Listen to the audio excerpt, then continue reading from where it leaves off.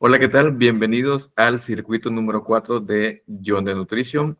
Como les prometimos en el circuito anterior, traemos de nuevo a Luis Terán, quien nos habló el episodio pasado sobre la parte de hipertrofia, culturismo, algunos temas que, bueno, varios quedaron ahí como para profundizar.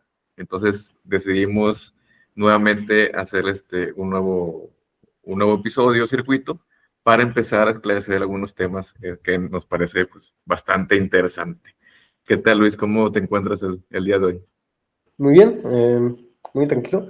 Esta vez tengo como que un objetivo en ese tema, en ese video, en ese podcast, y es tomar un tema y evitar comenzar a volverme una especie de rapero Sí, científico, ¿no? La última vez fue así, de que comencé y decía, no, y eso, y la fascia, y aquello, y el tercero. Entonces, vamos a tratar de hacerlo mejor y hacerlo más asequible para todo el público.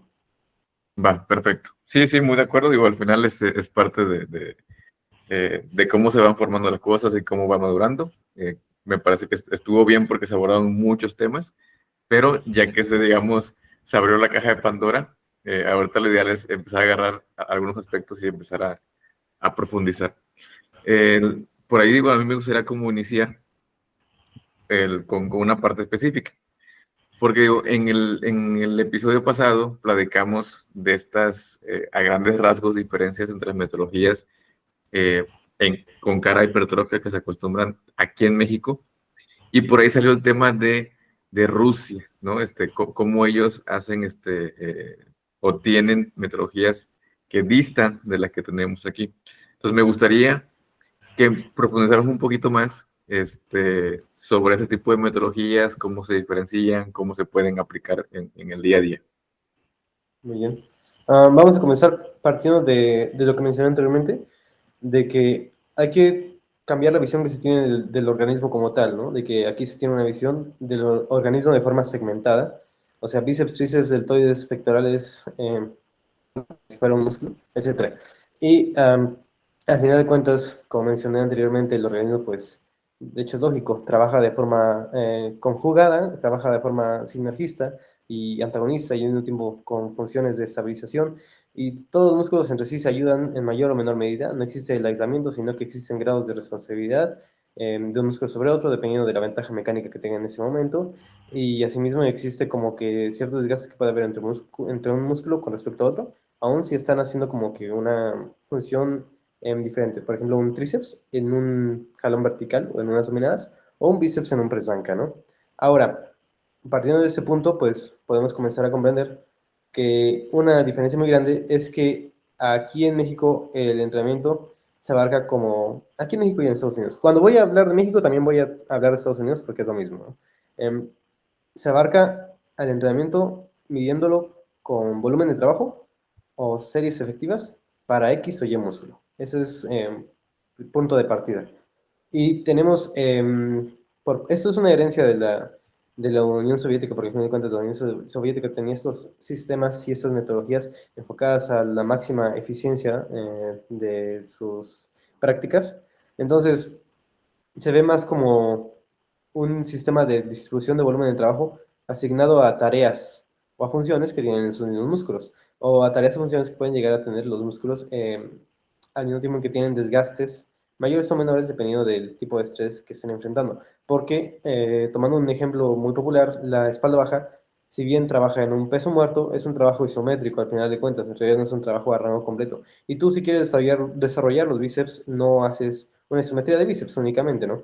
Entonces, realmente si no lo apreciamos, aquí en México no se hace trabajo casi de ningún tipo de espalda baja, por lo menos en cuanto al culturismo se refiere. A lo mejor se le da trabajo en peso muerto, en press banca y ya, así llegó y son isometrías, de hecho.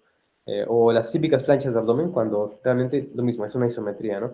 Entonces, tenemos ese punto de que si quisiéramos ver el trabajo que se está aplicando, por ejemplo, a la espalda baja, aquí en México, directamente son 0 series de entrenamiento directas, se establece hacer un volumen semanal, porque no existe, y el poco entrenamiento que se da es en forma de isometría, ¿no? Y en forma de isometría en función de estabilización en ciertos ejercicios multiarticulares. Y tenemos por ejemplo, Rusia, que es como que el principal país, pero cuando hablo de Rusia no hablo solo de Rusia, hablo de diferentes países por parte de Europa principalmente, donde el nivel de fisiculturismo es mucho mayor. Pero bueno, en esos países podríamos ver el trabajo lumbar, porque quiero usar ese ejemplo, como no solo el trabajo que se le puede llegar a asignar en peso muerto o una sentadilla, sino también cierto trabajo que se le tiene que asignar en ejercicios que lo involucren en su rango de movimiento completo. Por ejemplo, Kurt Jefferson.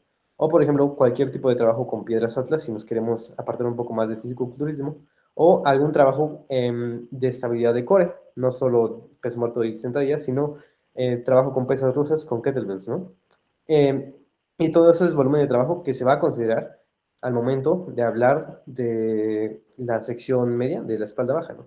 Sin embargo, no acaba aquí, porque ahora mencioné el trabajo, volumen de trabajo asignado a un músculo, pero también está la cuestión de la frecuencia de entrenamiento y la cuestión del tipo de trabajo. Anteriormente mencioné que había isometría aquí en México y nada más para el lumbar. Hablando de músculos más como que desarrollados, que se han explorado y que se tienen prácticas más completas en ese país, por ejemplo, bíceps, tríceps, deltoides, en comparación a otros países más desarrollados, como dije, Europa, Rusia principalmente, um, hay no solo trabajo de típico de vamos a hacer 4 por 12 para hipertrofia, ¿no? Sino que se le considera que estos músculos están obteniendo trabajo al trabajar de forma, como mencioné anteriormente, sinergista en preses, en remos, en dominadas, en pull downs, en movimientos de arrastre, en caminatas de granjero. Y entonces tenemos todo este conjunto de pequeñas tareas que a lo mejor no generan la misma fatiga que un trabajo específico y aislado, pero que terminan sumando y que terminan siendo tareas que permiten que exista sobrecarga progresiva, porque si tú de repente pasas de mover 100 kilogramos en un press banca a mover 150 kilogramos en un press banca, aunque sea un ejercicio supuestamente solo para pectoral, muy probablemente eso vaya a repercutir en la fuerza que vas a tener tanto en tus deltoides como en tus tríceps, como en tus bíceps, por funciones de estabilización. Entonces también no solo vemos este trabajo indirecto que se le está dando como una carga más en el volumen de trabajo, sino también como una herramienta que se tiene para seguir haciendo progresiones y para seguir desarrollando esos músculos. Bueno, ese sería el punto de partida. No sé si quisiéramos profundizar más en algo de lo que dije con anterioridad. Sí, por ejemplo, yo creo que tocaste varios temas que tienen ahí de dónde sacar. El, por ejemplo, hablas del término de volumen de trabajo, ¿no? Eh, y yo creo que también, por ejemplo, una de las dudas muy típicas de las personas es, oye, ¿puedo hacer todos los días X ejercicio? O cada cuánto debería descansar para volver a trabajar X o Y músculo. Pues ahorita también mencionabas esa parte de trabajo de cómo lo ven los rusos o ciertos países, ¿no? Incluyendo un poquito más la parte de Europa, eh, que no es solamente que estoy aislando en realidad, sino que yo al hacer una ejecución de un ejercicio estoy utilizando varios músculos que a lo mejor hay un nivel de ponderación, sí, pero no se aísla totalmente, ¿no? Entonces, cuando hablamos de volumen de trabajo, deberíamos hablar de ese volumen de trabajo sinergista, por un lado. Y por otro es, ¿cómo entonces defino cuánto volumen de trabajo debería estar yo haciendo? Y, por ejemplo, y yo lo que a veces pienso, la gente dice es que no hay que entrenar todos los días un músculo. Pero pensando en volumen de trabajo, o sea, no es lo mismo alguien que hace un nivel de intensidad, pero máximo, cercano al fallo o dejando algunos, alguna ventana cercana al fallo o llegando al fallo. No es lo mismo eso a que yo hago 50 movimientos con una liga. Entonces, Exacto. ¿cómo determinar? Y si realmente es así de que no, si ya hiciste pecho hoy, no puedes hacer mañana. Sí, claro. Bueno, es que primero que nada, si tuviéramos esa mentalidad, en realidad no podríamos entrenar más de 3 días a la semana, ¿no? Porque hicimos un press de banca y luego haríamos bíceps en el siguiente día, podríamos hacer un press de hombro, también está el trabajo de tríceps. ¿Y qué pasa si hicimos press de banca y el siguiente día tenemos entrenamiento de espalda? Entonces, el tríceps está en el press de banca, ¿no? También está en las dominadas. Entonces, sí, o sea, lo que tú dijiste, ¿no? Hay que considerar igual qué tipo de trabajo es el que se está haciendo y el que se está aplicando. Em, Mira, realmente hay un detalle muy interesante y es algo que quería mencionar un poquito más adelante, pero bueno, lo voy a mencionar de una vez. Y es que aquí es muy importante considerar la individualización. El volumen de trabajo tolerable es diferente entre individuos y entre individuos en sus diferentes momentos de su vida, porque no siempre va un individuo, aunque sea el mismo, soportar la misma cantidad de trabajo, dependiendo de cómo esté teniendo el estilo de vida fuera del gimnasio, ¿no? Entonces, en muchas certificaciones, en carreras, nos enseñan que existen ciertos rangos de volumen de trabajo viables y óptimos para diferentes grupos musculares, que de hecho ni siquiera son los mismos en todos los grupos musculares. Por ejemplo, si no mal recuerdo, creo que ahorita se estaba como que enseñando que para cuádriceps existe un volumen de trabajo semanal, porque siempre se mide de forma semanal, de 21 series, como que ya es un rango ideal máximo, pero aún eficiente, ¿no? Bueno, ¿qué son esas 21 series realmente, no? 21 series de serie profunda, y esas no van a ser iguales a 21 series de hack lift, por ejemplo, que es un levantamiento indio, en donde la tensión del cuádriceps surge en el punto de máxima contracción, nada más, ¿no? Y en el punto de máxima extensión de rodilla casi no hay nada de trabajo. Entonces, eso es otro detalle. Cuando un músculo se lleva a máxima elongación, la cantidad de fatiga que se genera por repetición es mucho mayor que cuando está en un rango más limitado de movimiento, ¿no? Entonces también a tomar en cuenta.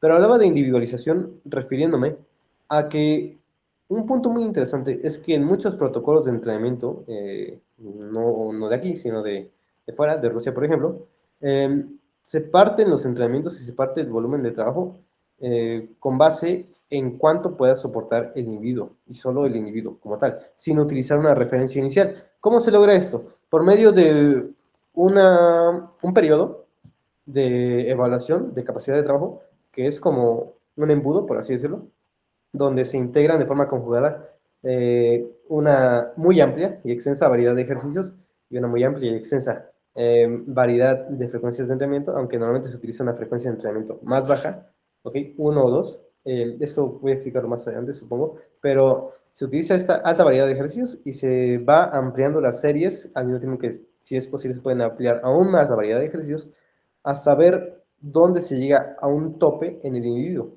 Pero no solo eso, sino que se lleva durante un periodo de idealmente 3 meses, porque en esos 3 meses el individuo puede ser que en un inicio desarrolle apenas adaptaciones neuromusculares. Entonces, una misma cantidad de trabajo no va a implicar el mismo desgaste que implicaría ya más avanzado, porque más avanzado el individuo va a ser capaz de sacarle más provecho y más partido a cada repetición. Entonces, una vez que se llega a este tope de volumen de entrenamiento en 3, 4 meses de prueba, se hace una selección de los ejercicios que se han visto como más cómodos y eficientes para el individuo y en los cuales él es capaz de igual mover más carga, de igual sentir menos molestias articulares, porque al final de cuentas son los ejercicios que nos van a permitir progresar más a lo largo del tiempo y se comienza a hacer esta conjugación, se comienzan a reducir series al mínimo siempre y se comienzan a eliminar ejercicios más de índole accesorio, más de aislamiento, hasta generar una base sobre la cual el individuo se va a desarrollar. Obviamente, esto se hace aumentando la intensidad que existe entre cada serie. ¿Okay? Comenzamos a ir cada vez más al fallo para de esta manera ir reduciendo más el volumen de trabajo hasta llegar a un punto mínimo donde la exigencia es máxima en cada uno de los ejercicios y series seleccionadas y a partir de ahí se puede comenzar a trabajar con un volumen de trabajo único para ese individuo. Por ejemplo, en mi caso, el volumen de trabajo de cuádriceps actualmente es de 12 series semanales.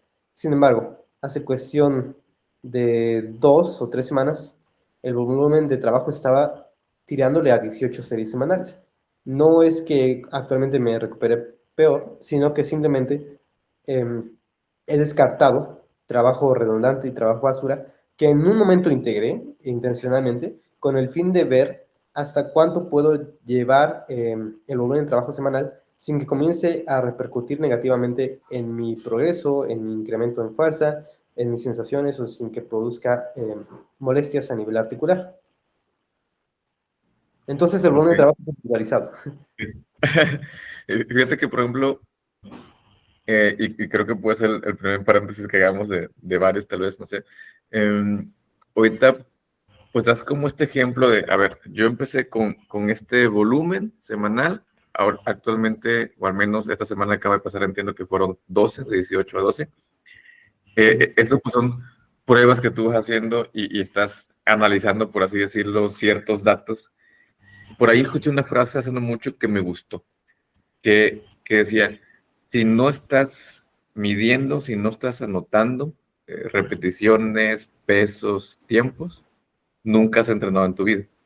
Entonces, eso se me hizo interesante. Y por lo que tú me dices, entiendo que tú, al ser muy metódico, tienes y recabas ciertos datos. ¿Qué Así es. recomendaciones darías para que la gente pueda empezar a entrenar de verdad? ¿Qué, qué son esos datos en un cuaderno? ¿Cómo recomiendas hacer esto? Em, por, Hablando desde un punto de vista ideal, sería en una tabla, en un Excel, por ejemplo, y yo lo he llegado a aplicar, lo he llegado a llevar, no solo conmigo, pero es un poco tedioso a partir de cierto punto, ¿no? Yo lo que más recomiendo es, por ejemplo, para un individuo que se va a medir solo a él mismo, tener ya sea un bloc de notas o un cuaderno digital o físico, donde anote principalmente dos cosas, no, tres cosas. Repeticiones, con cuánta carga y su repetición máxima, RM. El RM lo puedes sacar con cualquier calculadora de RM, hay muchas en internet, o puedes pedirle a ChatGPT que te lo calcule, lo puedes calcular porque hay una fórmula, pero bueno, al día de hoy hay calculadoras, ¿no? Entonces, um, tú tienes que tratar de saber cuántas repeticiones hiciste, con cuánto peso. Sí, también, qué tan cerca del fallo está eso, con respecto a tu percepción, obviamente, porque al final de cuentas lo único que determina qué tan cerca o lejos llegas del fallo es la velocidad de ejecución y tu propia percepción de esfuerzo, ¿no? Y tu RM, que es algo que también debes anotar. Como dije, lo puedes calcular, etcétera. Si tú estás progresando en tu RM, aún si tú estás modificando los pesos, no de forma lineal, sino de forma ondulatoria, bueno, aunque pases de, yo qué sé, 12 repeticiones con 6 kilogramos en X o Y ejercicio, a hacer 25 con 4, si esto está implicando un incremento en tu RM, estás progresando y te estás volviendo más fuerte, ¿no? O puedes hacerlo de la forma más lineal, que es simplemente 12 por 6. Bueno, la siguiente semana voy a estar haciendo 12 por 7, ¿no? Ambas opciones son viables. Me gusta más la primera opción de forma ondulatoria porque es más difícil estancarse. Sin embargo, ambas son viables. Y diría que esas son las prioridades. Repeticiones, bueno, repetición máxima, cantidad de carga y repeticiones que están sacando por serie. De igual manera, la cantidad de series de cada ejercicio, de preferencia en orden, porque el simple hecho de cambiar el orden de un ejercicio puede cambiar el rendimiento que vayas a tener en la rutina, ¿no? Y sí consideraría que registraras tu mejoría o empeoramiento, por así decirlo, en una técnica de ejecución, ¿no? Por ejemplo, puedes anotar, bueno, hice esta carga por estas repeticiones, pero tuve que deformar tantito mi técnica, comencé a sentir esto, comencé a sentir aquello, o le estoy haciendo con el rango completo del movimiento, o mejoré aún más el rango de movimiento, ¿no? Entonces, son notas que al final de cuentas tú puedes decir, bueno, ¿por qué estoy poniendo una nota para mí mismo, ¿no? O sea, ¿acaso no me voy a acordar yo de algo mismo que yo vi, que yo sentí? Pero al final de cuentas, es algo en lo que tú puedes indagar, bueno, aquí tuve una mala técnica, una mala ejecución. Comencé a sentir una molestia aquí. O sentí que pude haber sacado más repeticiones. ¿Pero por qué? O sea, ¿fue acaso porque hice un ejercicio antes de este y no estaba totalmente fresco y ese ejercicio me fatigó y me limitó en mi entrenamiento? ¿Y eso lo quería o no lo quería? O sea, ¿realmente vale la pena seguirme fatigando con ese ejercicio previo? ¿O no lo vale? ¿Debería cambiar el orden de ese ejercicio? O bueno, estoy sacrificando técnica, pero realmente estoy arriesgando mi integridad, estoy perdiendo estímulo y eso podría ser considerando a partir de si se está perdiendo el rango de movimiento. Estoy como que perdiendo mi progresión, realmente no progresé, realmente estoy siendo capaz de mover lo mismo, simplemente recorté el rango de movimiento, etcétera. Son detalles a considerar, ¿no? Entonces, considero que todos esos detalles se pueden anotar como eso, como comentarios.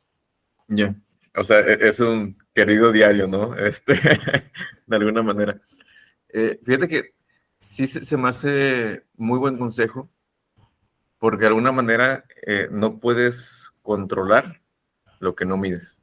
Así es. Entonces, eh, el agregar también una serie de comentarios que a veces pueden parecer insignificantes, eso Sí. te hace que cuando estés tú recapitulando, Ajá. los analices y tal vez algunos no son tan insignificantes. Sí, exactamente. Por ejemplo, puedes anotar algo que yo llegué a experimentar hace poco, ¿no? De que en entrenamiento de brazos, yo estaba con un volumen de entrenamiento específico y no estaba teniendo molestias, no estaba teniendo dolores y estaba sintiéndome que me estaba recuperando. Sin embargo, comencé a notar que al momento en que cambié mi rutina y conservé ese volumen de entrenamiento, comenzó a existir un estancamiento en mi progresión en todos mis ejercicios de aislamiento para bíceps.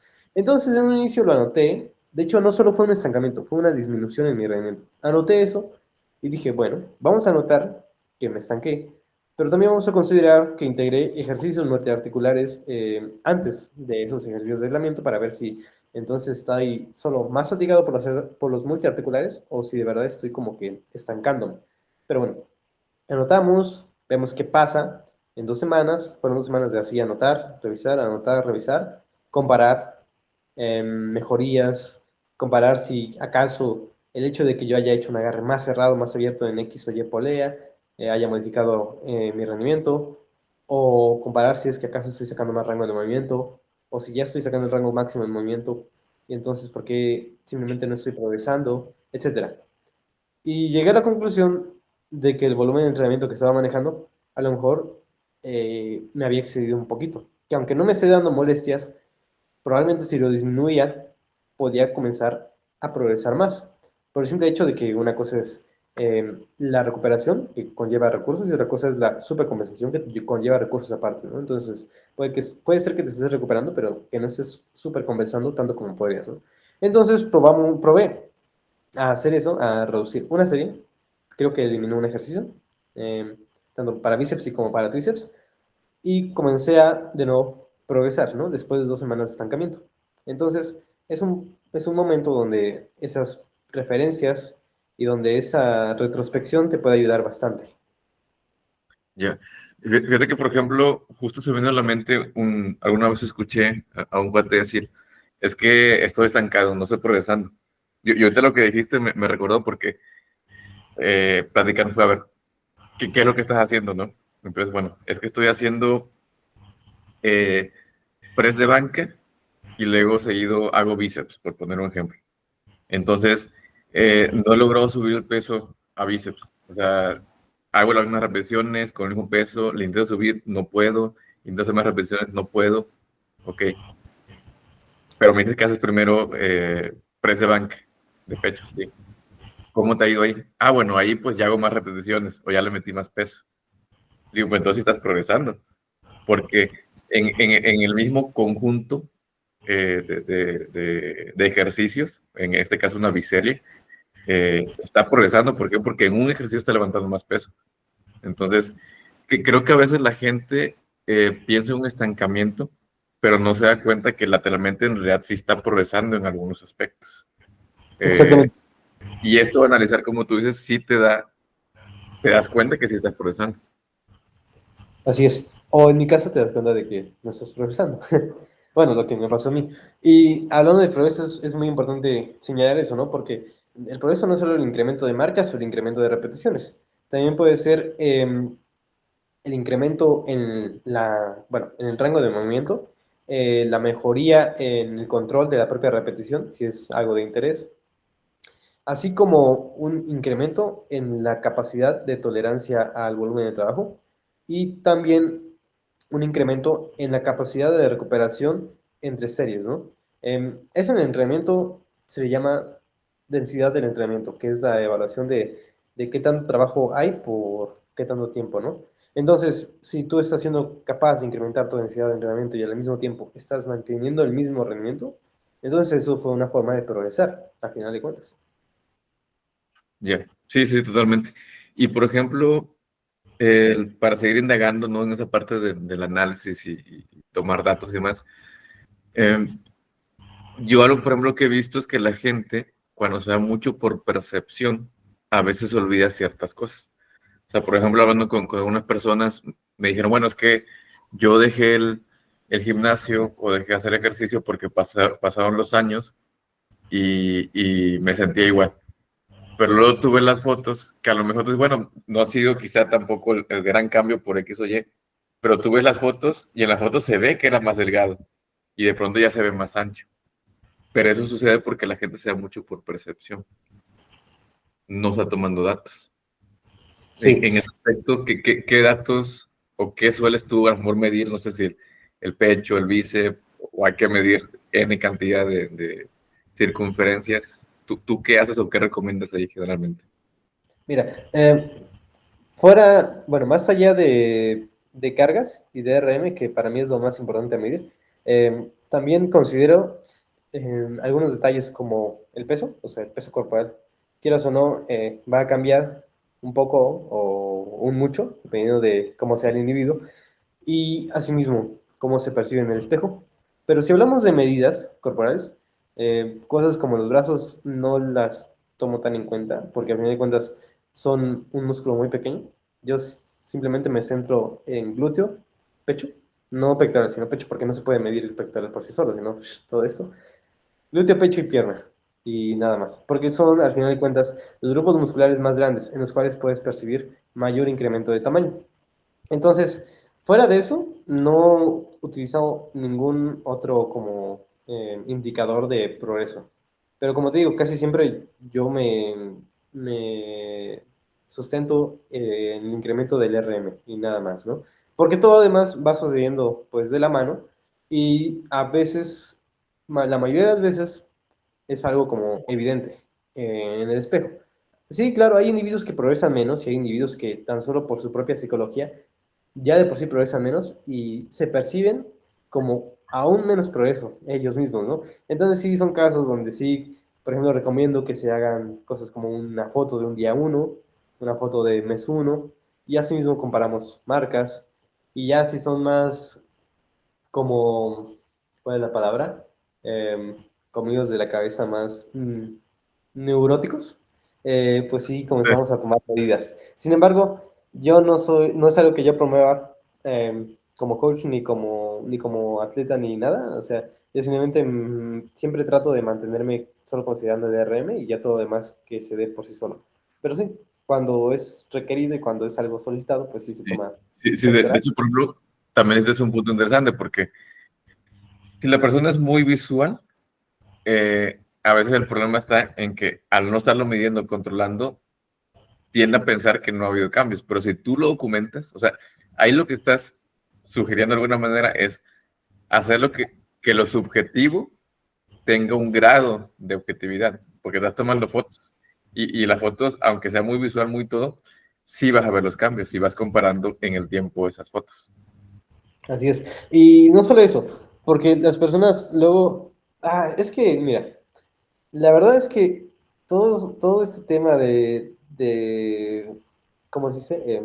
Autoestima, de percepción, de satisfacción del individuo, es muy complejo y la verdad es que a mí en lo personal siempre se me ha hecho mucho más difícil esa parte que la parte de progresar en cargas, que la parte de programar el entrenamiento y todo eso, ¿no? Porque al final de cuentas los individuos a veces son muy fáciles de tratar y a veces son muy difíciles de tratar, ¿no? Hay individuos que tú les dices, bueno, mientras estés poniendo más fuerte y progresando en cargas, vas a ver, confía en mí, vas a ver que en 3 meses sí o sí vas a verte muy diferente. Vas a ver que no necesitas hacer un volumen sucio como quieres hacer. Confía en mí, vas a ganar músculo de todas maneras. No puedes ganar 10 kilogramos de puro músculo en 3 meses, cosas así. Y hay individuos que te dicen, bueno, está bien, confían y progresan y todo bien.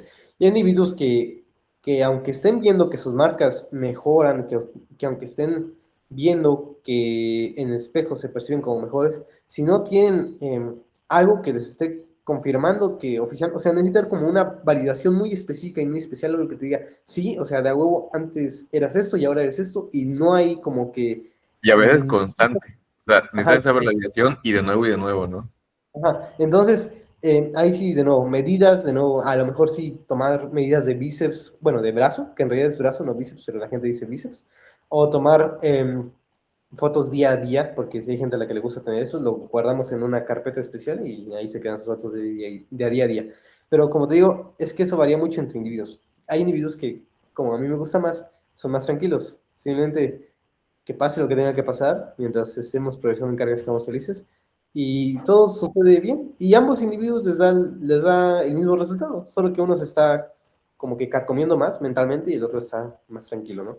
Pero sí, lo que te digo, para Sí. mí, esta parte, la parte psicológica, siempre se me ha hecho como que lo más difícil de todo, ¿no? Porque cada persona es un mundo y hay personas que en serio son impresionantes, son muy fuertes mentalmente, y hay personas que mentalmente a lo mejor no son como tan serenas o como tan estables, ¿no? Entonces, sí se complica un poco eso. Ok.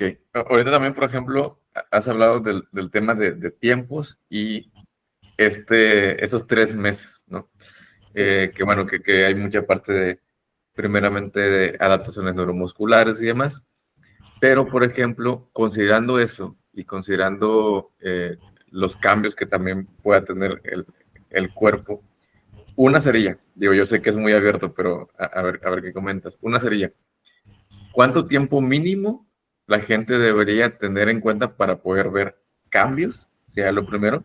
Y lo segundo es, a ver, si yo tengo un protocolo de entrenamiento o tengo esta rutina establecida, ¿cuánto tiempo mínimo debería dejarla para saber si me está funcionando o no? Muy bien.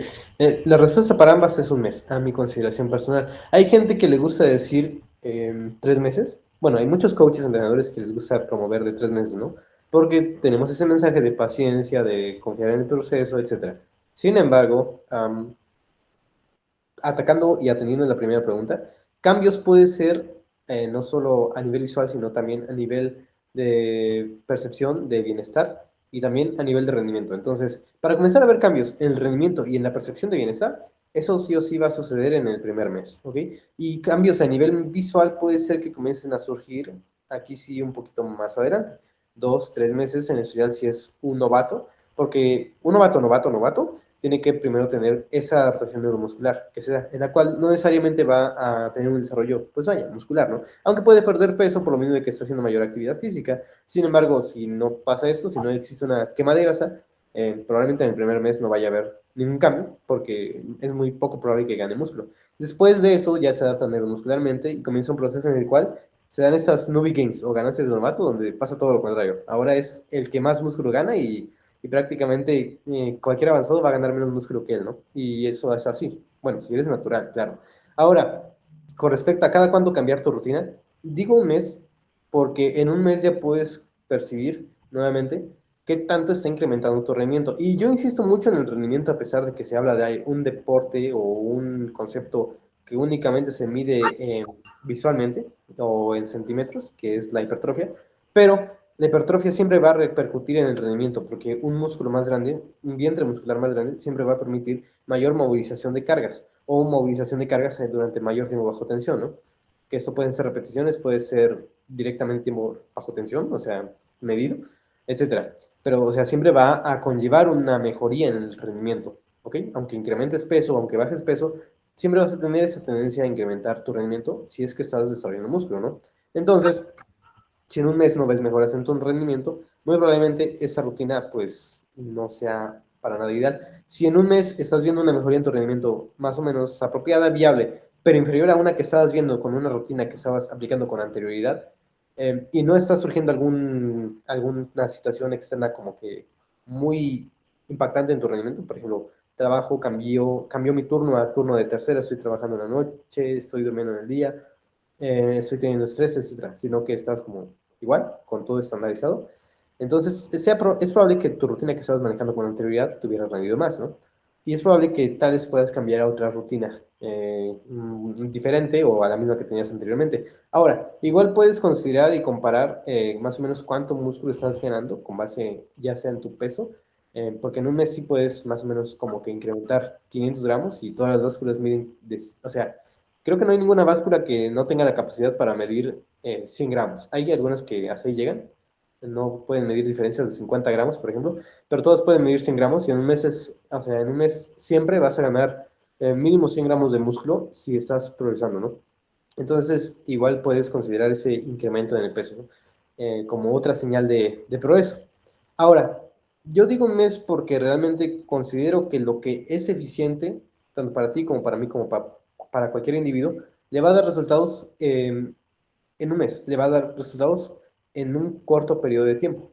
Se promueve mucho esta filosofía e ideología de la paciencia y la constancia y la perseverancia. Y obviamente, pues es algo muy positivo, porque pues en todos los deportes tiene que existir y no puedes llegar a lograr nada si no tienes paciencia ni perseverancia ni nada. Pero sin embargo, tanto en el deporte como en el arte, como en la ciencia, como en el trabajo, etcétera, cuando algo es para ti o cuando algo está funcionando, se manifiesta hasta cierto punto.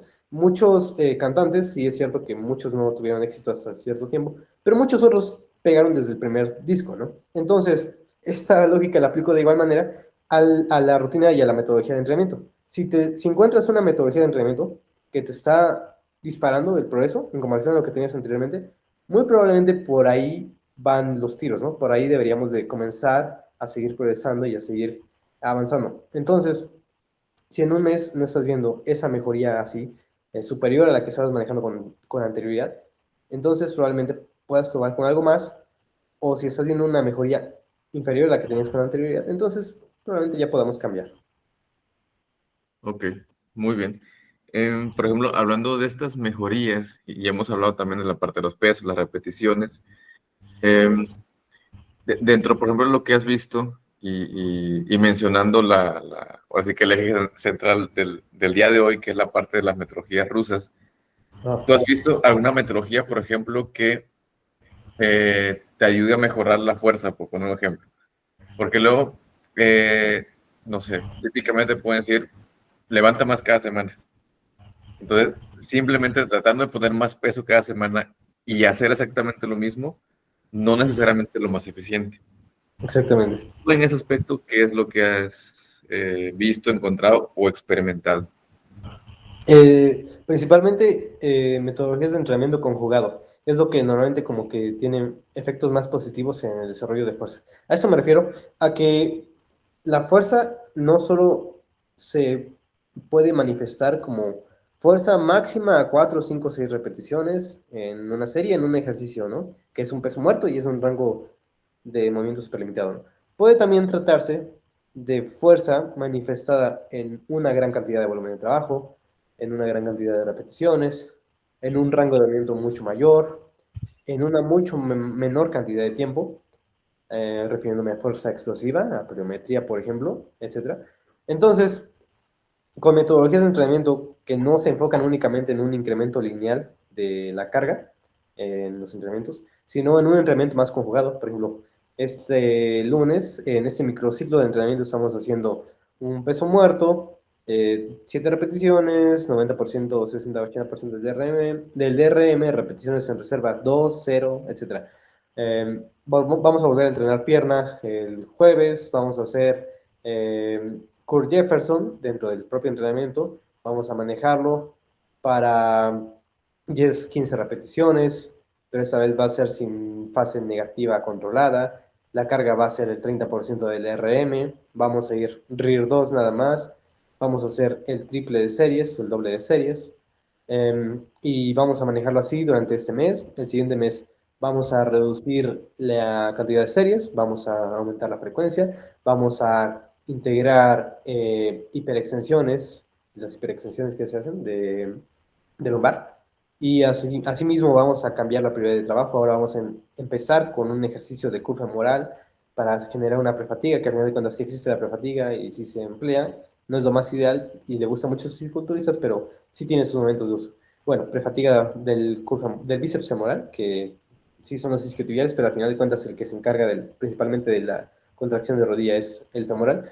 Entonces, son diferentes formas de desarrollar fuerza que van a evitar primero una sobrecarga articular, porque las articulaciones se ven fatigadas y dañadas por repetición. Si yo estoy haciendo todas las semanas, 3 veces a la semana, un mismo tipo de sentadilla, y un mismo tipo de extensión de cuádriceps para 4 o 5 series en cada una de esas sesiones. Entonces está el mismo sesgo por acortamiento, por ejemplo, o sesgo por elongación, que es lo más normal. O sea, lo más difícil del movimiento es en la parte en la que está más extendida la rodilla.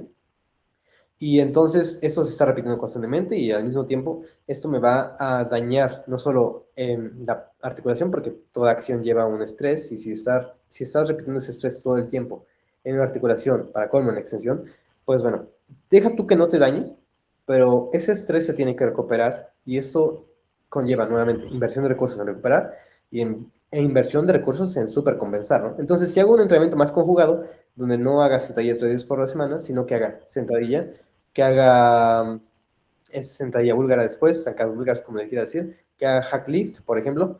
Entonces, estoy teniendo diferentes puntos de máxima tensión en la articulación, estoy teniendo diferentes curvas de resistencia a nivel muscular, y al mismo tiempo, si estoy aplicando trabajos diferentes, un trabajo de fuerza máxima en 7 repeticiones, un trabajo de pliometría, un trabajo de repeticiones explosivas, un trabajo de alto volumen de trabajo con repeticiones en reserva altas, a lo largo de 2 semanas, ni siquiera en una semana, a lo largo de 2 semanas, diferentes sesiones, todas las que se estén aplicando, probablemente pueda generar un menor desgaste y pueda generar una mayor supercompensación. Y es que es lo que se aplicó durante mucho tiempo en halterofilia, dentro de lo que viene siendo la URSS. Se hacían programas de entrenamiento de metodologías más conjugadas. No se buscaba un incremento lineal, sino un incremento más ondulatorio, por así decirlo. Y no solo aplica en la fuerza, también aplica en la hipertrofia. Porque la hipertrofia no solo se genera por un solo tipo de repetición, sino los sprinters o los basquetbolistas no tendrían desarrollo muscular en las piernas. Que está bien que hacen trabajo de gimnasio, es cierto, pero parte de ese desarrollo muscular también se obtiene en la práctica de su deporte. Sí, de hecho, es lo último que dijiste, la parte oscilatoria. Creo que hay una clave porque justamente en los deportes muchas veces lo que suelen hacer es hacer una planificación por macrociclos incluso. Entonces, bueno, si yo tengo, por ejemplo, un maratón de aquí a diciembre, ¿cómo debería estar entrenando estos días? Y cómo debería cada semana modificar, o no quise cada semana, sino cada 3, 4, 5 semanas, modificar para usar estas ejecuciones de entrenamiento oscilatorias para poder desarrollar distintas habilidades complementarias y que el día del maratón yo llegue en mejor nivel. A lo mejor en las metodologías que típicamente se usan aquí en México, no se ha permeado tanto, o no sé si los coaches estén como muy casados con lo clásico, pero no se ha permeado tanto al final del día de manera práctica para que las personas que entrenan culturismo o que van simplemente al gimnasio para de manera aficionada verse mejor, aplicar estas metodologías oscilatorias para después de un tiempo ser más eficiente. O sea, sí me da esa impresión que falta aplicar eso. Y eso que dijiste es muy importante, lo que dijiste es muy importante, porque un fisiculturista no solo se alimenta bueno, no solo se nutre, por así decirlo, de hacerse más fuerte en el mismo ejercicio de siempre, todo el tiempo, sino que también se va a nutrir de volverse más eficiente. Un fisiculturista más eficiente es un fisiculturista más capaz y que es al mismo tiempo más óptimo al momento de generar estímulo por la misma cantidad de recursos. Si un fisiculturista es capaz de soportar, por así decirlo, mayor cercanía al fallo, tanto física como mentalmente, es capaz de generar un mayor reclutamiento de fibras por repetición con el mismo ejercicio y es capaz de generar ejercicios y de llevarlos a mayores cargas sin arriesgarse tanto a lesiones, ¿no? Entonces, aquí en México, como dijiste, se tiene una mentalidad, yo lo interpreto de esa manera y es una realidad muy cerrada de cara al entrenamiento, donde todo se tiene muy como que, bueno, entrenamiento por grupos musculares, vamos a considerarlo 7 días nada más para que es la semana, lunes, martes, miércoles, jueves, viernes y ya, ¿no?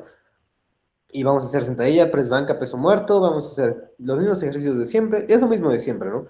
Y la misma cantidad de repeticiones, la misma cantidad de series. No estamos dando, primero, esa oportunidad del desarrollo individual y de la adaptación individual del entrenamiento. No estamos desarrollando esa posibilidad de un deportista de volverse más eficiente, de modificar la técnica de su sentadilla para que sea más eficiente para él por sus medidas, por sus proporciones. No estamos dándole esa oportunidad de volverse más eficiente en gestos que no sean literalmente 4x12, o sea, porque es lo que casi todo el mundo hace. Sí, O sea, pero es cierto que se repite y muchísimo. se van a la tablita, ¿no? ¿Y qué pasa cuando ese deportista quiere hacer otro tipo de gesto, ¿no? Cuando ese deportista quiere hacer un gesto de máxima potencia, cuando quiere hacer una pliometría, cuando quiere lanzar algo, o cuando quiere hacer un clean, por ejemplo, que no es lo mismo, por ejemplo, hacer un clean a hacer un peso muerto, ¿no? Aunque desde afuera lo analices y ambos son bisagras hasta cierto punto, muchos deportistas, bueno, muchos gym rats son muy ineficientes al momento de hacer un clean porque no tienen esa capacidad para generar esa fuerza explosiva para no solo mover una carga alta hacia la cintura, sino ahora llevarla hacia arriba con la misma potencia e inercia que se obtiene desde el suelo, ¿no? Y al mismo tiempo impulsarla con la cadera. Entonces, un fisiculturista que realmente se desarrolle de esta forma más oscilatoria, como dije, va a ser más capaz de generar mayor reclutamiento de fibras por repetición, al mismo tiempo que va a ser capaz de generar una mayor cercanía al fallo y al mismo tiempo que va a ser capaz de generar mayor volumen de trabajo, porque como su músculo y sus tejidos están adaptados a una mayor variedad de movimientos y de esfuerzos, significa que va a ser capaz de soportar más castigo en cualquier formato que este se presente, ¿no? Y eso en primer lugar. En segundo lugar, volviendo al tema de las tradiciones y lo cerrado que está México, el entrenamiento conjugado, y lo recordé porque mencionaste lo de los macrociclos y las divisiones semanales. Por ejemplo, otro detalle que se tiene en Rusia y también está llegando a España, de hecho hace poco lo vi, es que ya no se está percibiendo un microciclo como únicamente una semana. Aquí en México se hace así. Bueno, aquí en México ni siquiera se le llama microciclo, es solo la rutina y ya. Pero bueno, hablando de fisicoculturismo, ¿no? Porque obviamente en el teorefilia sí está más desarrollada la cosa, obviamente, pero si hablamos de fisiculturismo, la cosa está pues como muy primitiva y no existe un microciclo ni macrociclo ni nada. Pero considerando las rutinas como microciclos, aquí en México están divididos, digo, están cerrados estrictamente a 7 semanas, ¿no? Sin embargo, estamos viendo ya, por ejemplo, en España, que ya está llegando, o en Rusia, que lo maneja desde antes, eh, microciclos de entrenamiento que se van a repetir de forma constante, porque como mencioné anteriormente, un entrenamiento eficiente siempre va a ser eficiente, no se tiene que modificar tanto, pero se van a repetir en 9 días, en 10 días, y en esos 10 días a lo mejor estoy haciendo pierna 3 veces por semana, estoy haciendo pierna 2 veces, estoy haciendo, etcétera, pectoral 3, una, etcétera. Y si estoy haciendo pierna 3 veces por semana, las 3 sesiones son diferentes, pero no es que esté haciendo en una semana 3 sesiones. Bueno, si estoy haciendo pierna 3 por microciclo, perdón, es lo que debí de haber dicho, no estoy haciendo pierna 3 veces por semana, a lo mejor la estoy haciendo 2.5 veces por semana, pero como la estoy haciendo 3 veces en 9 días, entonces prácticamente es una frecuencia 3 desde ese punto de vista. Esto me permite no cerrarme a un entrenamiento que tiene que caber de a huevo en 7 días. ¿Y eso en qué momento puede ser útil? Me estás preguntando, ¿no? Porque, o sea, todo esto, ¿cómo se aplica? Bueno, puedo tener una rutina. Vamos a manejarlo lo más fácil de entender. Push-pull-legs, ¿no? Tengo push-pull-legs y luego push-pull-legs y luego descanso. Si la quiero meter de a huevo en una semana. Si modificamos ese ciclo, si modificamos ese espacio, podemos tener push-pull-legs un día de descanso, push-pull-legs un día de descanso, ¿no? En un microciclo de 8 días. Y bueno, esto al mismo tiempo me va a beneficiar de que cada sesión de entrenamiento va a ser igual de eficiente. Porque si no fuera así, tú no podrías estar haciendo push-pull legs y un día de descanso, porque o estás desaprovechando la capacidad de carga de volumen de trabajo que puedes aplicar en la segunda sesión de push, pull y legs, o estás utilizando un volumen de trabajo exagerado en la primera sesión de push, pull y legs. En ese caso, si le agregamos ese día intermedio, ahora podemos tener el máximo de volumen de trabajo viable las 2 veces que estamos tocando cada sesión de push, de pull y de legs. ¿Okay? Por dar un ejemplo. No sé si me desvié mucho o comencé como a indagar mucho. No, de hecho, creo que está bien porque al final es parte de cómo entender estos mecanismos o estas opciones oscilatorias, ¿no? Y cómo al final pudieras de alguna manera dividirlo. Y de hecho, te dijiste esa manera muy interesante que de los días, porque al final el dividirlo por semana es cuántas veces a la semana vas a entrenar. Ah, no, que 3 o 4 o 5, o hay gente que entrena todos los días. Pero honestamente el músculo no sabe cuántos días tiene en la semana. O sea, el Exactamente. músculo recibe estímulos y se adapta a estímulos. Sí, de hecho, ni siquiera se recupera en días, se recupera en horas, por así decirlo, ¿no? O sea, eso es algo que muchos no toman en cuenta. Yo hice una sesión de piernas el lunes por la tarde. Bueno, muy probablemente, si yo entreno el miércoles por la tarde, va a ser mucho mejor a que entrene el miércoles por la mañana. Y es el mismo día. Sin embargo, como dije, el músculo se le sigue recuperando a lo largo del día, mientras estamos despiertos, mientras dormimos, mientras hacemos otra actividad física, aún si lo involucra al mismo músculo. Por ejemplo, hice sentadilla el lunes, el martes voy a trotar, correr, caminar. Es un gesto leve que no va a interferir mucho en la recuperación, que puede hasta promoverla porque permite que haya mayor flujo sanguíneo, pero que aún así no estoy considerando en mi propio entrenamiento, ¿no? Entonces, como dije, todo eso se puede considerar para ver qué tanto volumen de entrenamiento se puede aplicar a un individuo. Y por eso mencioné en un inicio que el volumen de entrenamiento se tiene que ajustar al individuo y no se pueden como que considerar esos estándares que se enseñan de 21 series para esto, 21 series para aquello, 15 series para esto, 15 series para aquello, 8 para esto, 8 para aquello. No se pueden tomar tan literalmente porque, como dije, no todos los individuos son iguales, ¿no?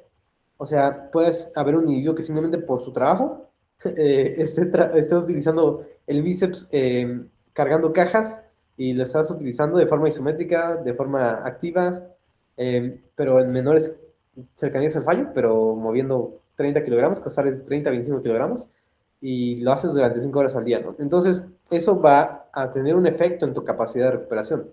Entonces, por eso a lo mejor ese individuo le va mucho mejor manejando cuanto mucho 4 series de bíceps a la semana. Y no voy a estar infraentrenándolo. Simplemente es lo que pueden manejar y mientras progrese en carga, se va a volver fuerte y va a desarrollar los bíceps. Y no Ya, los ya. va a... Fíjate, qué bueno que mencionas la parte de isometría, porque hace rato lo habías mencionado y se me pasó a comentar. Eh, yo por ahí vi unos videos donde había unos entrenadores que decían, bueno, es que la isometría no sirve para nada, ¿no? Yo no soy tanto de esa idea, que no es algo funcional. Ah, bueno, funcional, esa es otra palabra, ahorita vamos a eso. Este, ¿Te parece a ti o para ti si la isometría es un buen recurso para implementar en entrenamiento o no sueles meter isometrías? Mm, es un buen recurso, sin embargo, no es un recurso prioritario a mi consideración. La isometría, de hecho, yo lo he probado. Esto sí no sé si existe un estudio científico, pero he probado así a capela. He probado en mí y en algunos otros individuos a hacer protocolos de entrenamiento de únicamente isometría. Por hasta creo que 3 meses fue lo máximo que lo llevamos. Y progresar en cargas, o sea, todo. ¿Pura isometría ponías? Sí, o sea, solo isometría. Mira, la verdad es que hacíamos estiramientos, ya sea antes o después del entrenamiento o en un día especial dedicado a estiramientos para no perder la capacidad de movilidad articular, pero todo el trabajo contra resistencia era con isometría. O sea, no había una sentadilla, pero era una sentadilla isométrica. Había un peso muerto isométrico, aducción isométrica, curl de bíceps isométrico, era un press isométrico, un jalón al pecho isométrico, todo era isométrico. Obviamente en lo que te acomodas pues hay movimiento, pero todo lo que se Ah, podía isométrico fue isométrico. ok. Y había diferentes tiempos, o sea, había series de 20 segundos, series de 50 segundos, había con diferentes cargas, con diferente cercanía al fallo, por así decirlo, y todo eso lo aplicamos durante 3 meses, porque realmente no hay estudios que lo hagan, entonces dije, bueno, si no hay ningún estudio que lo haga, voy a ver qué pasa. Entonces, eso fue a lo mejor Sí. ese fue, lo he comentado, y es siempre que cuento esa anécdota a otros entrenadores, siempre les duele la cabeza, ¿no? Porque fue lo más como extremo y más científico que llegué a hacer, pero bueno, experimentamos. ¿Y qué pasó? A mí personalmente me surgió un pequeño, ¿cuál es el nombre? No me acuerdo el nombre. Es ese quiste sinovial, Ok. creo que es, ¿no? Me apareció un quiste sinovial. Fue algo muy curioso, ¿no? Probablemente por la bueno, por el exceso de isometría, el exceso de carga, porque cuando tú haces isometría vas a mover más cargas y te vuelves más fuerte en rangos isométricos de movimiento, y fue algo que pasó. El incremento en la fuerza fue considerable en rangos de movimiento isométricos, pero surgió ese quiste, ¿no? Ese fue un detalle a considerar, ¿no? Por suerte no hubo más lesiones. De hecho, había algunos individuos que tenían algunas lesiones que reportaron, dos güeyes nada más, pero para mí son Sí, reportaron tener muchas menos molestias en ese tipo de entrenamiento. Porque al final de cuentas, tú en una isometría, pues no tienes por qué llevar la articulación a puntos de alta extensión o de alta contracción donde esté sobreestresada, ¿no? Puedes hacer entrenamiento en los puntos donde casi todo el trabajo está siendo manejado por el músculo, ¿no? Eso fue algo que consideramos. Y hablando de lo más importante, la hipertrofia, pues realmente no hubo un incremento muy notorio de hipertrofia. En la báscula no hubo nada, a decir verdad, o sea, no hubo un incremento en el peso corporal. Y visualmente no reportamos como que ni un cambio, excepto en los bíceps sí incrementaron por alguna razón, aumentaron visiblemente de tamaño. Y eso fue todo nuestro reportaje sobre isometría. Entonces, ¿es viable? A mi consideración, sí. Y yo tenía una teoría, y es que al final de cuentas, si tú te estás volviendo más fuerte en isometría de forma progresiva, significa que tus músculos se tienen que adaptar, porque simplemente tienen que ser capaces de pues, soportar más carga y soportar más tensión, ¿no? Entonces, por ende, se van a hipertrofiar. Y pues eso fue mi reportaje. Hipertrofia no hubo tanta, solo en los bíceps, pero sigo manteniendo esa teoría de que la isometría sí o sí puede generar hipertrofia, a lo mejor menor a cualquier cosa que tenga grados de movimiento semicompletos o completos, pero va a tener isometría. Y lo más importante, que puede beneficiar mucho a la capacidad de desarrollo de fuerza y a la capacidad del individuo para el reclutamiento de fibras, ya sea como un ejercicio más accesorio o como una parte básica del entrenamiento, te puede permitir ya sea progresar en cargas y al mismo tiempo te puede permitir desarrollar esa potencia, esa capacidad de contraer fibras que puede retroalimentar a tu explosividad, que puede retroalimentar a tu capacidad de volumen de trabajo o a tu propia capacidad para reclutar fibras en un entrenamiento más convencional. Entonces, no la considero prioritaria, no recomendaría que fuera una base del entrenamiento, más allá de a lo mejor una base solo para progresar en cargas nada más, pero fuera de ahí, para hipertrofia no lo utilizaría para que sea un motor de hipertrofia, o sea, sí, no, que no, pueda no ser... directamente, ¿no?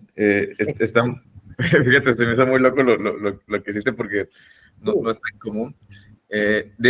Particularmente, de hecho, esta semana leí un artículo que hacía, digo, no lo llevó ese grado de 3 meses y toda la rutina, pero ellos lo que hicieron fue sentadilla en bases inestables, o sea, como el Uh -huh. BOSU. Entonces, el BOSU, con la parte, digamos, cóncava hacia arriba, con la parte invertida, esta no me acuerdo cómo lo llaman, pero es como de gimnasia, como esta base de gimnasia que tú pisas y se hunde. Eran las 3 bases inestables y luego una base estable que pues, simplemente era un piso. Entonces ellos lo que hicieron fue analizar el nivel de activación de las diferentes zonas musculares de la pierna y digo, la conclusión a la que llegaron, que incluso ahí me quedó un poco duda en la conclusión, pero la conclusión es que ellos no encontraron diferencia significativa en la activación, con bozo, sin bozo, volteado, no volteado, en una sentadilla isométrica. Sin embargo, al irse al detalle, lo que yo observé fue que el bozo, cuando lo pones en la parte cóncava, digamos, hacia abajo, tenía de un 3 a un 5% mayor de activación en ciertos músculos. Ya viene lo interesante. Ciertos músculos de la pierna, no todos, ciertos músculos específicos, tuvieron mayor activación por un lado. La fuerza que se aumentó fue prácticamente igual en todos los casos, pero el experimento se hizo solo por 6 semanas.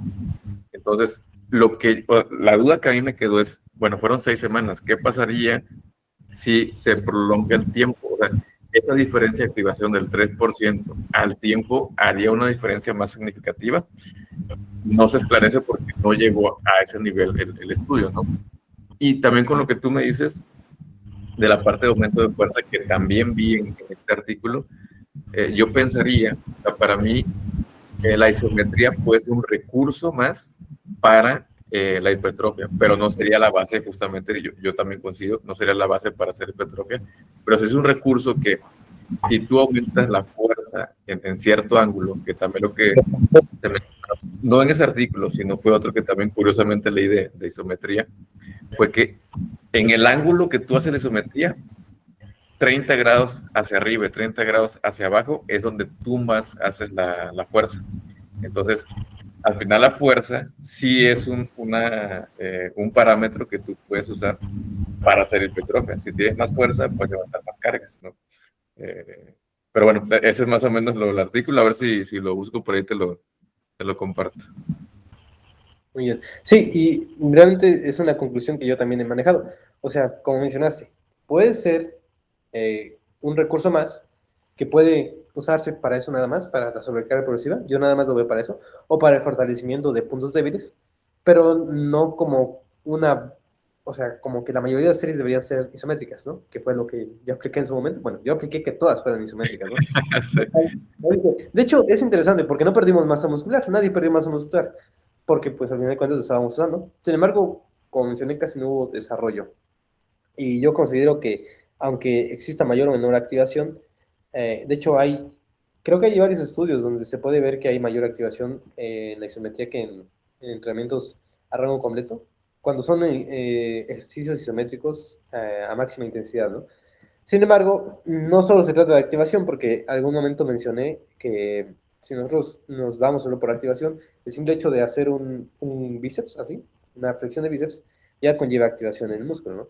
Sin embargo, pues el estímulo muscular no solo se da por qué tanto se activa el músculo, sino por qué tanto podemos progresar a lo largo del tiempo en ese movimiento, por qué tanto se está extendiendo y contrayendo el músculo en ese movimiento, por qué tanta ventaja mecánica tiene, y por qué curvas de resistencia está manejando en ese movimiento y en todos los movimientos que hay en el entrenamiento, ¿no? Entonces, no solo se trata de activación, porque si fuera así, solo podríamos hacer todos isometría y nos veríamos fuerte. ¿Qué fue lo que intenté? Eso también la activación es un tema porque, a ver, si yo no es lo mismo hacer, por ejemplo, un press militar sentado que parado. O sea, si yo hago un press militar de pie, yo podría tener activación incluso en el glúteo. Pero ¿quién hace press militar para hacer glúteo? Eso no tendrá ni demasiado sentido, ¿no? Exactamente. Algo así iba a mencionar hace un rato cuando hablaba del clean. Bueno, es que no me acuerdo bien el nombre. Creo que aquí lo han traducido como arrancada. Lo llegaron a llamar así en algún momento también. Corrígeme si me estoy equivocando, porque la verdad es que de halterofilia no estoy muy consciente de cómo se llaman los ejercicios, movimientos, etcétera, ¿no? Sí, Pero sí, creo que, sí. Bueno, mencionaba sobre el volumen de trabajo, ¿no? En ese ejercicio hay cierto trabajo en el cuádriceps y siempre va a estar presente mientras haga ese ejercicio. Sin embargo, ese trabajo de cuádriceps no se puede comparar al de una sentadilla, ¿no?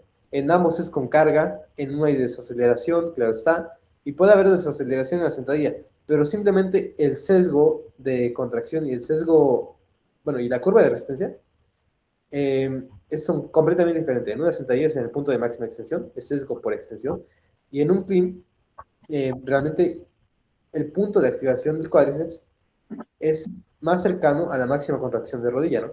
Entonces, esto lo mencionaba porque hay atletas de halterofilia que tienen ciclos de entrenamiento que consideran tanto su entrenamiento aplicado a halterofilia como un entrenamiento aplicado a hipertrofia pura, ¿no? En donde se hacen sentadillas y asimismo se programan para que no interfieran con el clean.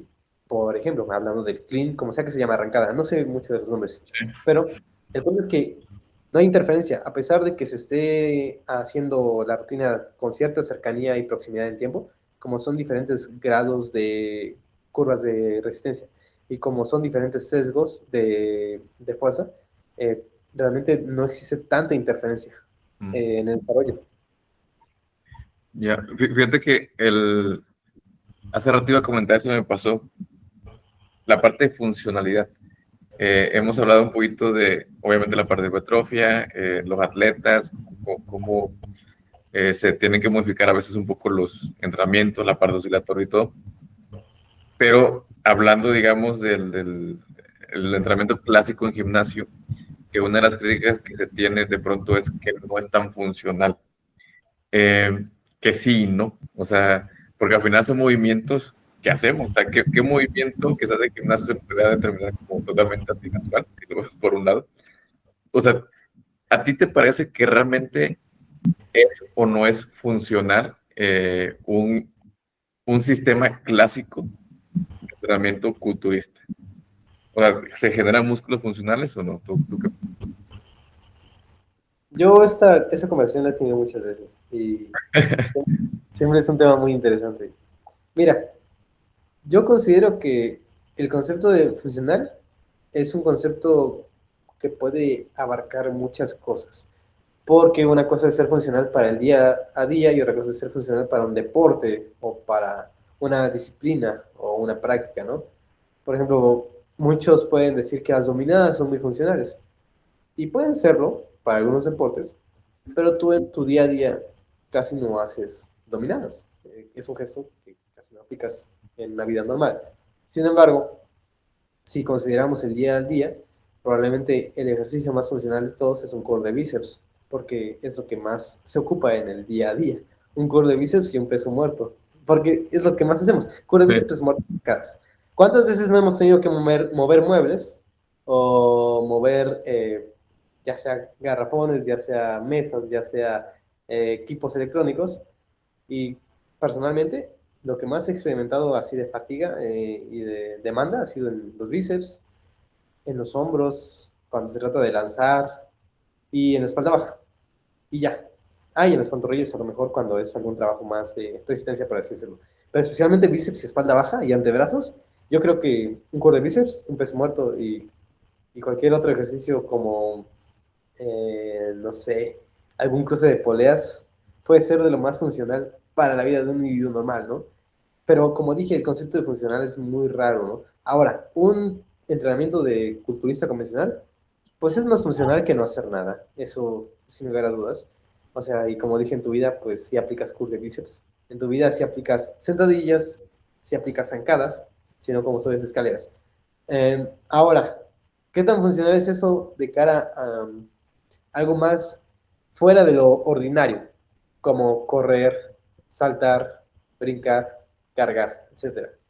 Sigue siendo más funcional que nada. Entonces, ahí el detalle, ¿no? La gente busca el concepto de funcional como para demeritar mucho el trabajo que se hace en el gimnasio, de que dicen, ay, eso no es funcional, y que eso no es hipertrofia funcional. Me acuerdo que hace 5 o 6 años todavía se utilizaba mucho el término de hipertrofia funcional. Y realmente, pues, es un término como muy, muy vago, porque simplemente era un término que se utilizaba para referirse a un desarrollo de hipertrofia proporcional al desarrollo de fuerza y de movilidad, ¿no? Y de resistencia. Sin embargo, pues, al final de cuentas, la hipertrofia es una cualidad física, bueno, no es una cualidad física, pero es un elemento, es algo que se puede desarrollar aparte del resto de cosas, que es movilidad, resistencia, flexibilidad, velocidad por sí misma. Entonces, sí hay culturistas e individuos que pueden llegar a estar muy hipertrofiados y que pueden llegar a estar más limitados en esas otras cualidades, y también hay individuos o fisiculturistas que pueden llegar a estar muy hipertrofiados y pueden llegar a estar muy desarrollados en esas cualidades, aún entrenando de la misma forma para hipertrofia, pero agregando otro tipo de trabajo aparte, ¿no? Pero, como dije, ese entrenamiento convencional fisiculturista de aislamiento, wader, máquinas, los mismos ejercicios de empujar y jalar en un gimnasio, es más funcional que no hacer nada. Y como dije, ¿qué tan funcional quieres que sea para la vida real, no? Porque en la vida real, pues no haces tampoco gran cosa hasta cierto punto, ¿no? Aún si tienes un trabajo físico, yo trabajé en la tala durante un buen rato y realmente, pues, ¿qué te puedo decir, no? O sea, en ningún momento tuve que hacer una especie de clean de alterofilia con un snatch o lo que sea.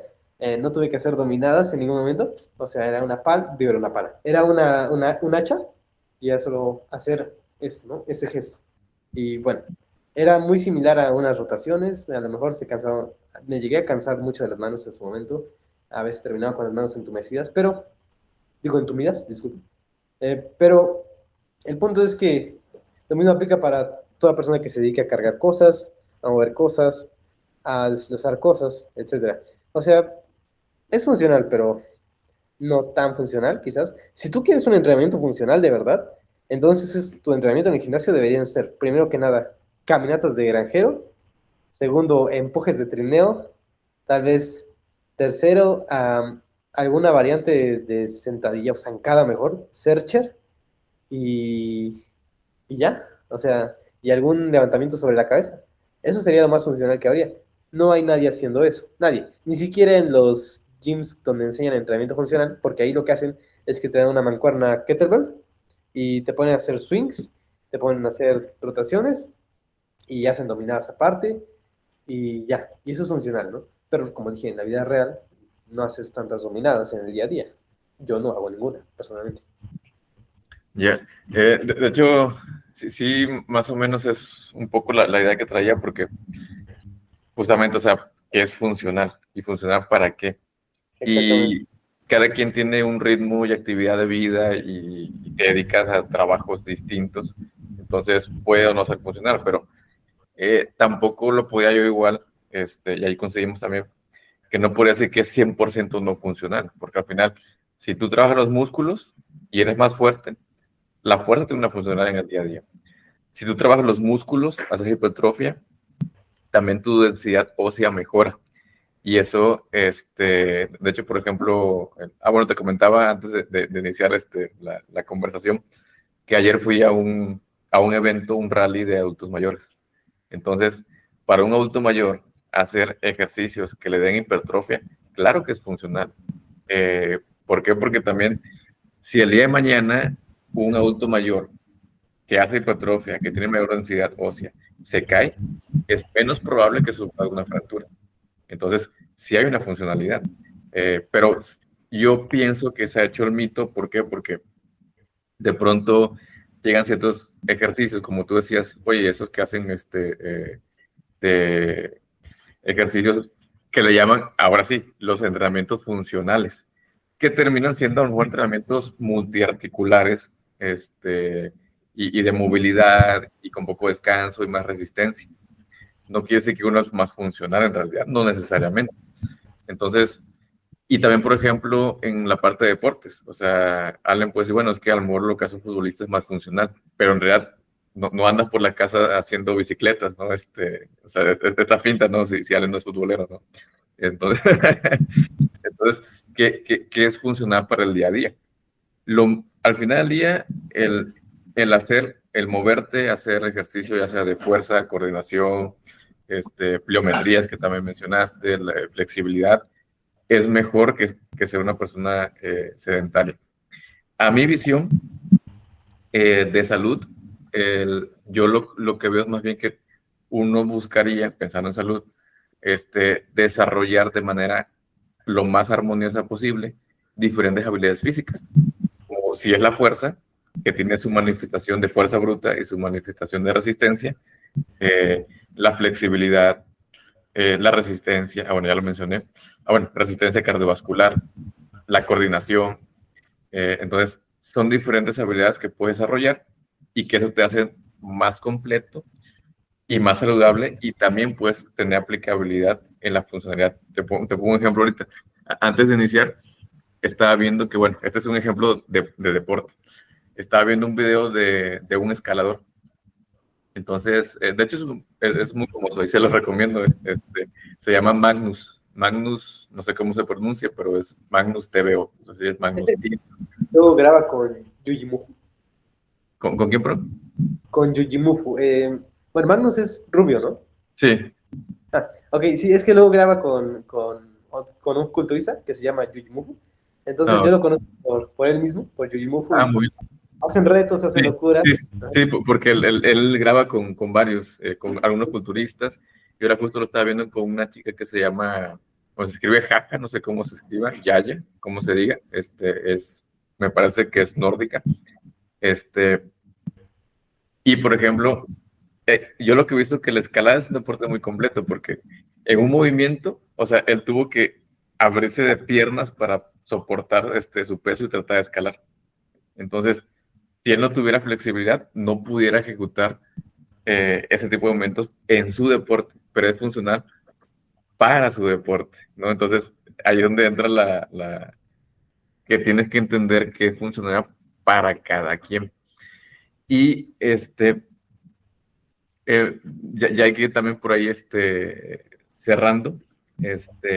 Antes de cerrar, pues obviamente me gustaría pues tocar quizá un par de cositas más.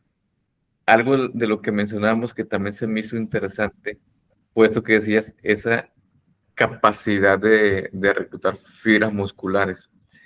¿Qué metodologías o qué formas, qué maneras de entrenar has visto que ayuda a que la gente pueda desarrollar ese tipo de capacidad? Anteriormente mencionamos de isometría, también la pliometría, y todo tipo de trabajo explosivo, en especial si es en rangos amplios de movimiento articular. Esos serían como que los principales elementos y metodologías de entrenamiento o formatos de repetición que promueven esa capacidad para reclutar fibras. Lo que pasa es que, como mencioné anteriormente, en muchos estudios hacen cualquier gesto. Por ejemplo, yo puedo hacer una flexión de bíceps y en teoría estoy reclutando las fibras, ¿no? La cuestión es qué tipo de fibras y en qué cantidad. Las fibras que tienen mayor capacidad para hipertrofia son las fibras rápidas, por así decirlo, las fibras tipo 2. Nosotros tenemos en gran cantidad tanto fibras tipo 2 como fibras tipo 1, con diferentes distribuciones en los diferentes músculos, pero bueno, al final de cuentas, siempre las fibras tipo 2 son las que van a generar o las que van a tener más potencial de crecimiento, ¿no? Entonces, en gestos que requieran esa potencia y explosividad, estás teniendo un alto reclutamiento de los dos tipos de fibras, ¿no?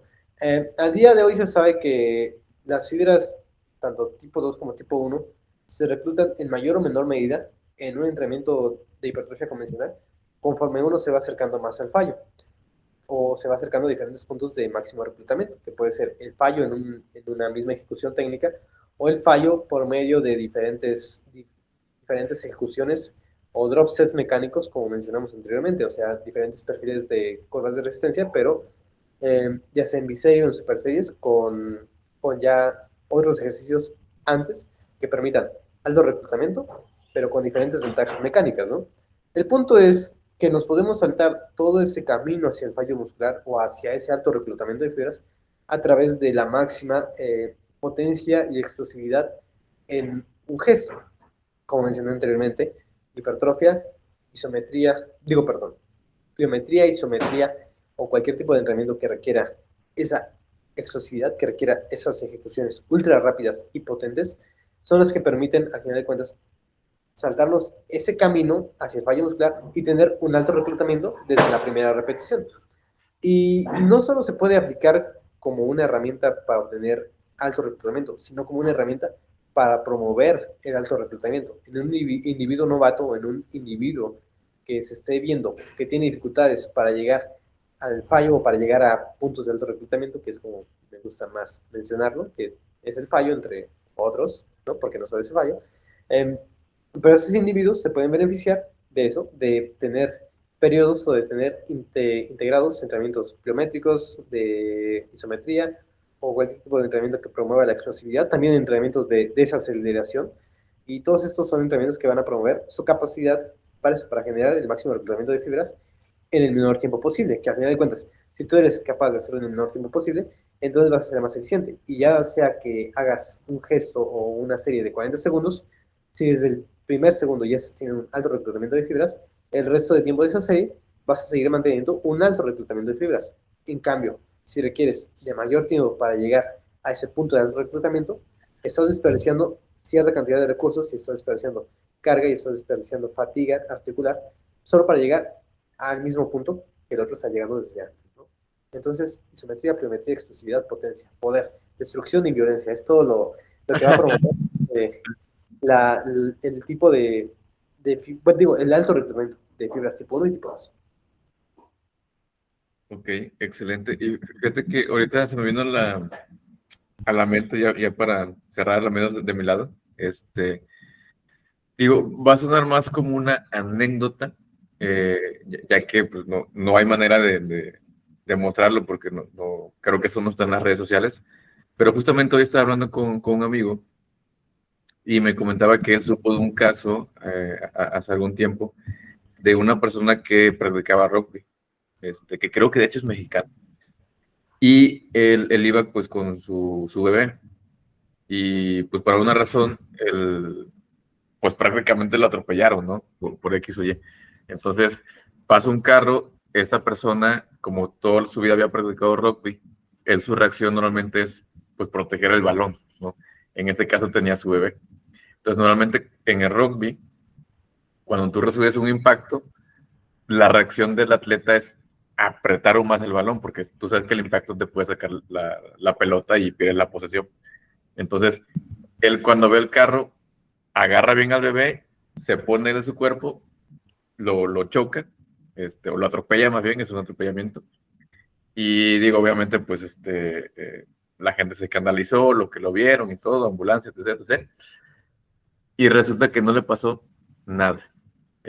Más que un raspón, una cortada que tuvo por el carro, o sea, en algún punto que le pegaron por la parte de la pierna, fue un raspón, una cortada, pero daño, digamos, profundo, muscular, huesos, inflamación, bueno, al menos en ese momento no tuvo nada. Pero entonces, muy probablemente el grado de desarrollo muscular y probablemente también la densidad ósea que había desarrollado por los años ayudó que no le pasara. Obviamente hay que analizar detalles de qué tan rápido iba el carro, qué tanto frenó y demás. Pero bueno, ese es un ejemplo que si hay una cierta funcionalidad, incluso la masa muscular te puede llegar a salvar la vida en ciertas situaciones. Sí, bueno, realmente es una anécdota impresionante. Nunca la había escuchado. Pero algo así le pasó a un fisiculturista llamado Frank Magrat. Igual tuvo un accidente de carro y ahí fue únicamente por la cantidad de masa muscular que tenía, que realmente no fue fatal, como pudo haber sido, de hecho. Eh, y es que al final de cuentas, si un individuo cuenta no solo con ese incremento en la densidad ósea, sino con tendones, ligamentos y tejido conectivo adaptado a, como mencioné anteriormente, contracciones potentes, con aceleración, desaceleración, y asimismo cuenta con, al final de cuentas, músculo, que no solo es un órgano, sino que también, o sea, viéndolo desde un punto de vista más mecánico, por así decirlo, pues es una capa protectora, al final de cuentas, porque pues, está interfiriendo entre los órganos o puntos vitales y el exterior, ¿no? Entonces, son un conjunto de factores que a lo mejor no solamente por ellos, sino también fuerza de choque, como chocó, como rodó, etcétera, pero son puntitos que al final de cuentas suman en tu posibilidad de sobrevivir. Anteriormente mencionaste lo de adultos mayores cuando caían en cama o cuando sufrían algún accidente, que tienen mayor masa muscular, tienen menos probabilidades de sufrir pues mayores problemas a causa de ese accidente. No solo por la densidad ósea y no solo por pues, la propia masa muscular que tienen, sino también porque una vez un adulto mayor cae en cama, si este cuenta con un mayor desarrollo muscular, es probable que tenga una recuperación más pronta. Y no solamente por el mayor desarrollo de tejido conectivo, articulaciones y tendones, sino simplemente porque el músculo es el órgano endocrino más grande de todos. Y asimismo es una de nuestras mayores reservas energéticas en nuestro organismo, ¿no? Entonces, como dije, son todos puntitos que suman a tu posibilidad de sobrevivir en este mundo que te intenta matar de forma continua, ¿no? Entonces, esa anécdota, la de Frank McGrath, y muchas otras anécdotas muestran como la importancia y el valor que le suma el desarrollo muscular, no hardcore, no extremo necesariamente, sino sano, como promueve John de Constriction, de hecho, eh, algo estable, algo balanceado, que va a beneficiar la vida de la persona casual, al final de cuentas. Sí, sí, sí, sí, sí. Pues excelente. Pues fíjate que otra vez creo que se nos fue bastante rápido eh, el episodio. Y bueno, pues me gustaría ver, digo, si quieres cerrar con algo en particular, alguna conclusión. Y por supuesto también si nos puedes compartir tus redes sociales para quien quiera por ahí seguirte y seguir pues, tus comentarios, tus tips, pueda encontrarte. Pues, primero, mis redes sociales, mi única red social ahorita es la de Revenant.117, creo que es así. No confundir con Espartaco 117, porque son dos vídeos, espero, muy diferentes, pero sí, es un Instagram, ¿no? Entonces ahí pueden buscar Instagram, Revenant.117, como la película, o como el monstruo de Doom, o lo que sea, es una palabra que significa renacido, ¿no? Y 117 del jefe maestro. Ahora, algún mensaje que quisiera compartir. Bueno, por cierto, en Instagram pueden contactarme para lo que quieran. En serio, para lo que quieran, estoy abierto a cualquier mensaje. No significa que te vaya a hacer caso en todo, pero la mayor cosa que me vayas a solicitar, casi siempre les hago caso, excepto cosas de OnlyFans o cosas así, ¿no? Porque en serio he tenido experiencias así, no en Sí. esta cuenta, pero sí en otras cuentas, ¿no? Ahora, algún mensaje que les quisiera dejar, hay dos, uno más por mi parte, uno más como mi idea, y uno más aplicado a la corriente de John de Nutrition. El primero, el mío, es no entrenes como entrena la gente de un país que no está mamado. Entrena como la gente de un país que sí está mamado, ¿no?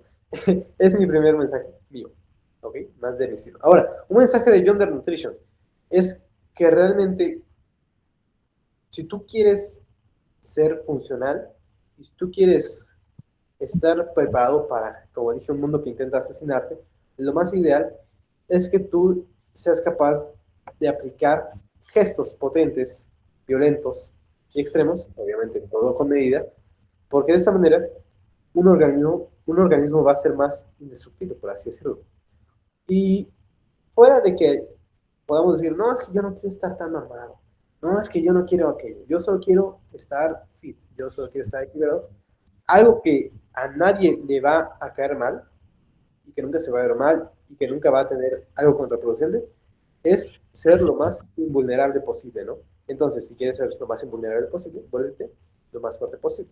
Esa es una recomendación. Y eso te va a servir de morrillo, de joven, de viejito, de todo, ¿ok? En cualquier etapa de tu vida y para cualquier género, sexo que seas, si tú no te rompes con facilidad, vas a vivir mucho mejor y mucho más tiempo probablemente. Entonces, esos son mis dos mensajes. Buenísimo, buenísimo. Pues muchas gracias. Yo nada más cerraría con decir que justo es similar a lo que hace poquito dije en alguna reunión, que no entrenas para la foto, entrena para cuando la vida te pide aguantar más. Digo, tampoco estoy cerrado que haya que esperar buenos resultados estéticos, claro que puede ser bienvenido, pero que eso sea una consecuencia porque justo el entrenar no solamente te va dando estas habilidades, como tú lo mencionas ahorita que me gustó, la parte invulnerable, sino que también al estar entrenando constantemente estás entrenando la parte mental. O sea, mentalmente también te haces más fuerte. Sí, y de hecho, tu propia capacidad para tener ese alto reclutamiento de fibras es mental en realidad, ¿no? O sea, yo mencioné mucho isometría, pliometría, etcétera, ¿no? Pero al final de cuentas, lo único que te bloquea para reclutar fibras es tu capacidad mental. Y muchas veces la gente se limita por el dolor. Y esto es una realidad. Literalmente lo que te separa de puntos de alto reclutamiento es tu capacidad de soportar el dolor. Entonces, es por eso que yo considero que muchos estudios consideran a un avanzado no realmente como un avanzado. Consideran un avanzado por el tiempo que lleva entrenando, pero un avanzado es, primero, avanzado por la cantidad de masa muscular que tiene con respecto a su estatura, peso, etcétera, y por su capacidad para reclutar fibras. Y esta capacidad se va a transmitir como qué tanto pueden llevar ese dolor a través de la ejecución de un entrenamiento, ¿no? Entonces, nuevamente, lo más importante en ese deporte es lo mental, lo cual puede sonar como una frase motivacional, etcétera, pero es una realidad. O sea, tu capacidad mental es la que te permite llegar a altos puntos de reclutamiento, con ello de estímulo muscular.